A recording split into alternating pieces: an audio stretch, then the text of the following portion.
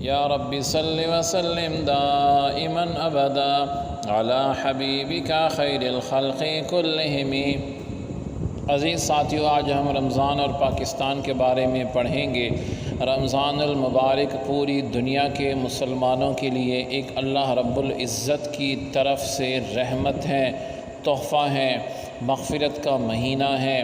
اور پاکستانی مسلمانوں کے لیے اس مہینے کی ایک مبارک شب کی خاص اہمیت ہے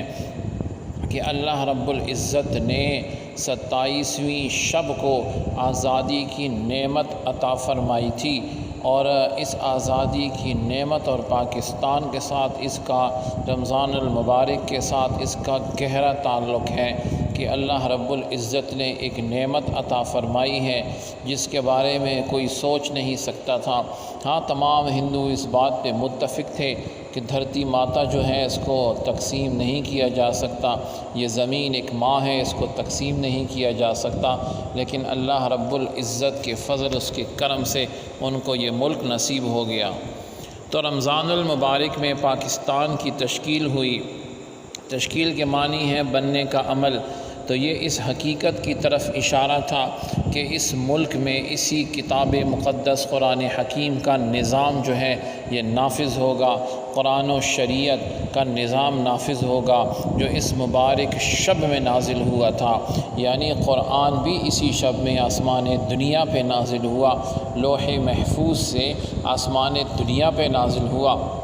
اور اسی شب میں یہ نعمت عطا ہوئی پاکستانی مسلمانوں کو۔ تو اس میں ایک اشارہ ہے کہ یہ ملک جو ہے اس میں اسی کتاب مقدس کا نظام نافذ ہو۔ یہ الگ بات ہے کہ افسوس کی بات ہے کہ یہ نظام نافذ نہ ہو سکا۔ پھر پاکستان کا جو مطالبہ تھا، اس کا مقصد، اس کا غرض ہی یہی تھا کہ یہاں اسلامی نظام حیات نافذ ہو، اللہ اور رسول کی اطاعت کا نظام نافذ ہو، اور رمضان المبارک تشکیل پاکستان کی ایک قسم کی جو ہے یہ جو ہے ایک یاد ہے، ایک سالگرہ ہے جو ہمارے عہد کو تجدید جو ہے وہ کرتا ہے کہ ہم اس عہد پہ قائم رہیں۔ اللہ رب العزت ہمیں اس بنیادی مقصد میں اور ہمارے حکمرانوں کو کامیابی عطا فرمائے اس مقصد میں کہ وہ اس کی طرف سوچیں، اس کے بارے میں کچھ اقدامات کریں، عمل کریں۔ حدیث پاک میں ارشاد ہیں، ان لکل شیء بابا وباب العبادۃ الصیام۔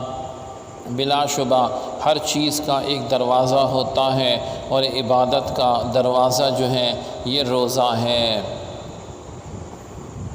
ایک دوسری حدیث میں ارشاد ہے، ان اللہ تبارک و تعالی اوحی الی نبی من بنی اسرائیل ان اخبر قومک انہ لیس عبدی یصومی یوم ابتغاء وجہی الا اصحت جسمہ